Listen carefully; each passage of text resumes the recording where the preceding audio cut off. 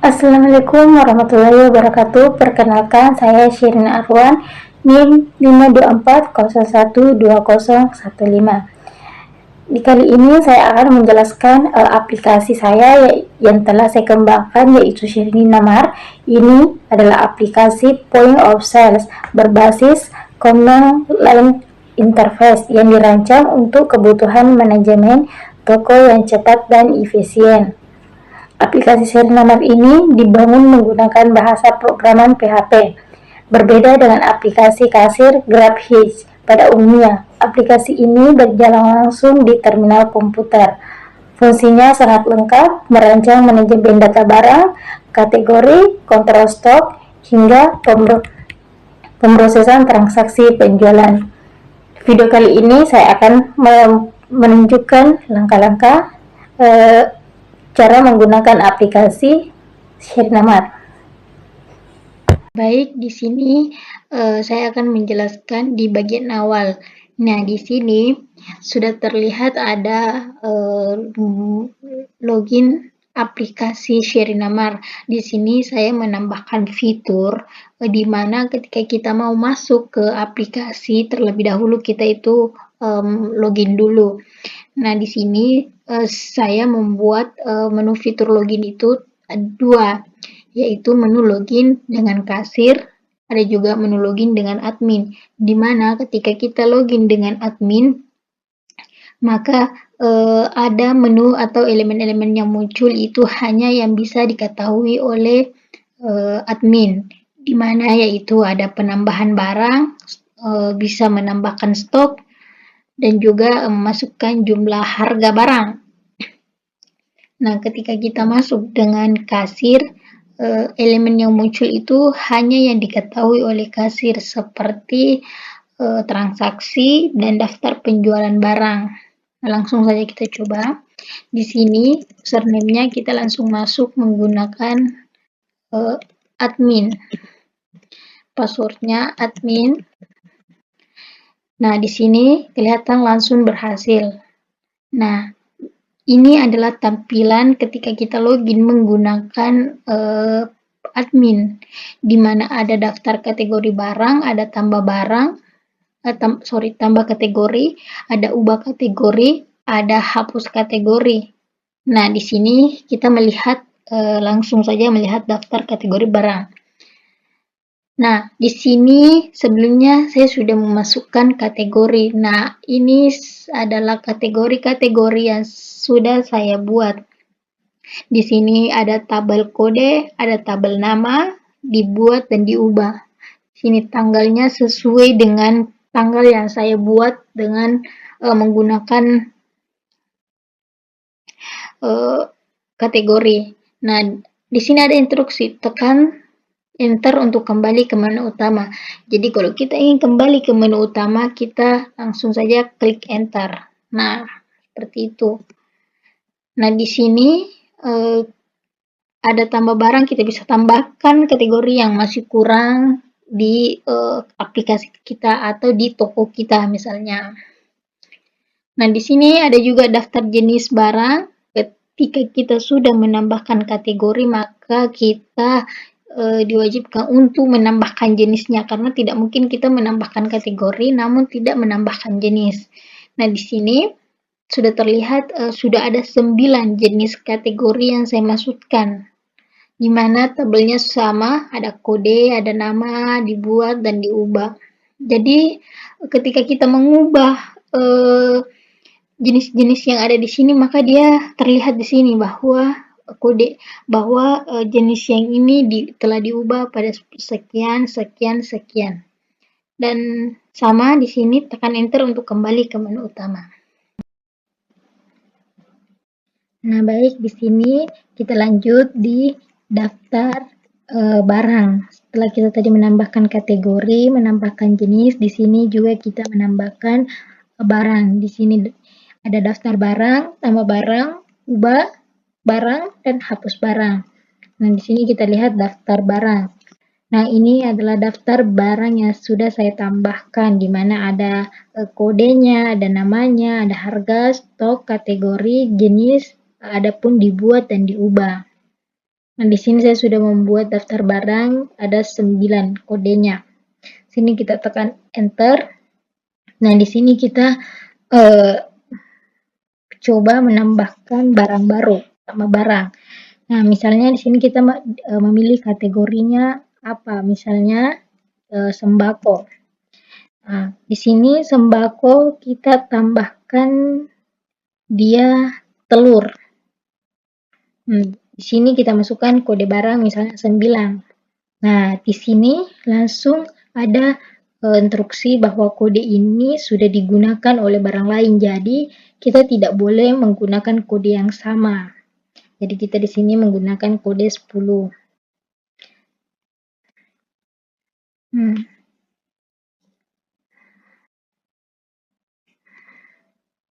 Nah, seperti itu ya. Selain di sini ada daftar barang, di sini saya juga membuat elemen baru yaitu hapus transaksi penjualan. Jadi, ketika ada transaksi yang ingin saya hapus di sini, ini maksudnya produknya dihapus ya. Produknya sudah saya hapus dan inilah transaksi-transaksi yang sudah saya lakukan. Jadi, ketika salah satu transaksi di sini kita ingin hapus, maka langsung saja kita pilih salah satunya di sini, lalu tekan enter. Jika tidak ada, kita pilih kembali ke menu utama. Enter.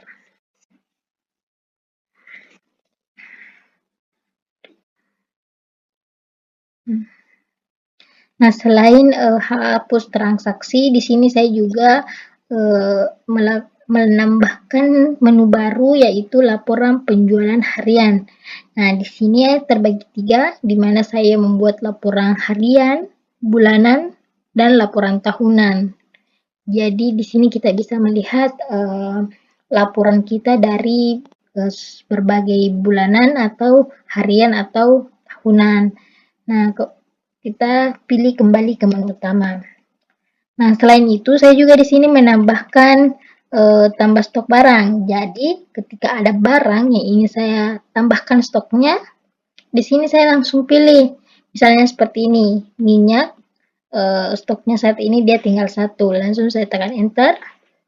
Nah, di sini saya masukkan jumlah stok yang ingin saya masukkan. Misalnya 10. Nah, langsung di sini dia tambahkan 1 ini tadi langsung ditambahkan dengan 10, jadi totalnya 11. Nah, langsung saja kita tekan enter. Nah, selain itu di sini saya juga menambahkan menu baru yaitu ubah harga barang. Nah, ketika di sini ada keliruan di saat memasukkan harga barang, saya bisa merubah atau ada kenaikan harga barang pada produk. Seperti itu. Jika tidak ada, kita langsung saja memilih kembali ke menu utama. Enter. Nah, jadi ini semua adalah elemen ini adalah semua menu-menu yang ada pada admin. Jadi ketika kita login sebagai admin, maka menu-menu inilah yang akan muncul. Jadi menu ini hanya diketahui oleh admin, tidak boleh diketahui oleh kasir, karena ini adalah sebagai privasi toko. Ketika diketahui oleh kasir, maka akan terjadi keliruan. Nah, di sini kita mencoba untuk login sebagai kasir ya. Langsung saja kita about keluar. Sini kita masukkan. Nah, di sini adalah tampilan awal yaitu login aplikasi. Di sini kita coba login sebagai kasir. Nah, login berhasil. Nah, ini adalah menu-menu yang ada yang hanya diketahui oleh kasir, hanya ada 2. Dia hanya bisa melakukan transaksi dan hanya bisa melihat daftar penjualan. Jadi kasir ini dia tidak bisa melakukan tambah stok, tambah barang, mengubah harganya, dan semacamnya. Karena kasir hanya meladeni pembeli. Tidak boleh mengetahui juga harga-harga barangnya atau menambah barangnya dan semacamnya. Sini kita melakukan transaksi pembelian barang. Nah, di sini langsung saja kita pilih lipstick Wardah. Nah, di sini tertera bahwa stoknya 50, harganya 80.000. Jadi kita masukkan dia 5. Jadi di sini 5 barang yang ingin saya beli. Enter. Nah, langsung nih kita dijumlahkan bahwa totalnya 40.000. Dan di sini juga saya menambahkan fitur apakah barangnya ingin ditambah atau tidak. Ya, jika ingin menambahkan barang lagi bisa langsung di sini yes, kalau tidak ya no, seperti no. Nah, maka kita langsung diarahkan ke tagihannya bahwa kita harus membayar 400.000. Jadi di sini saya memasukkan uang 500 ya. 500.000. Nah, ini adalah struk pembelanjaan saya. Di sini lipstick Wardah 5 yaitu totalnya 400.000. Nah, saya bayar dengan 500.000 dan ada tertera kembali 100.000. Nah, selain itu di sini juga saya ditanya nih, apakah struknya ingin disimpan atau tidak? Kalau tidak ya no, kalau mau disimpan ya yes. Di sini kita klik yes. Nah, di sini sudah struk berhasil disimpan, kita tekan enter untuk kembali. Nah, seperti itu di transaksi pembelian barang. Kemudian di daftar penjualan barang. Nah, ini adalah semua daftar-daftar penjualan barang yang sudah kita lakukan di sini tadi. Kita sudah menambahkan baru. Nah, ini adalah tabel daftar penjualan barang kita. Nah, selain tabel daftar penjualan, di sini saya juga membuat tabel data atau tabel daftar penjualan yang sudah dihapus. Nah, seperti ini ya, misalkan ada produk yang sudah tidak ingin dijual lah, atau dia apa, kita bisa menghapusnya dan dia akan beralih ke tabel ini dan dia tidak bergabung lagi di sini. Jadi misalnya di sini salah satunya ada yang ingin saya hapus, dia langsung otomatis ke sini. Seperti itu, langsung saja kita tekan enter. Nah, inilah menu yang ada pada saat kita login sebagai kasir, berbeda dengan ketika kita login tadi sebagai admin, ya. Langsung lagi.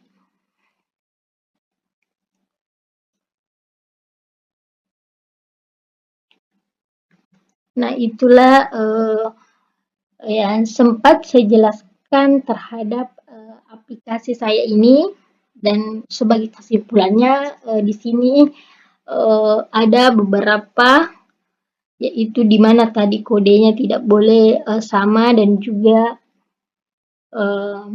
struknya bisa disimpan atau tidak, dan juga kita bisa mengubah harga barang dan bisa melihat penjualan kita, bisa menambah produk, bisa menambahkan jenisnya, dan kita juga perlu ketahui bahwa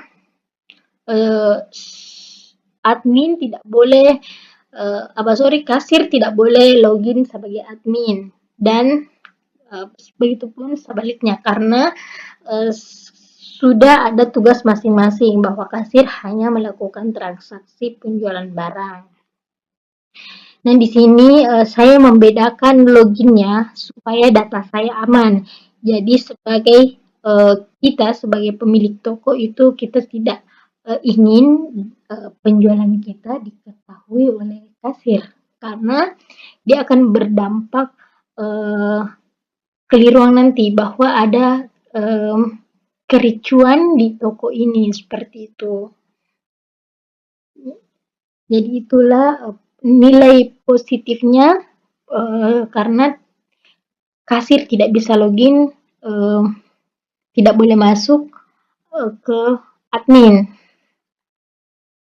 Dan sebenarnya menu login ini itu dia ada 2 user apa ya, salah, maksudnya, begini, ada 2. Nah, mungkin itulah yang sempat saya sampaikan, atau jelaskan, terhadap, pembuatan aplikasi saya ini, yaitu Sherinamar, eee, adalah toko minimarket penjualan. Sekian yang sempat saya sampaikan, kurang dan lebihnya mohon dimaafkan. Wabillahi taufiq wal hidayah. Wassalamualaikum warahmatullahi wabarakatuh.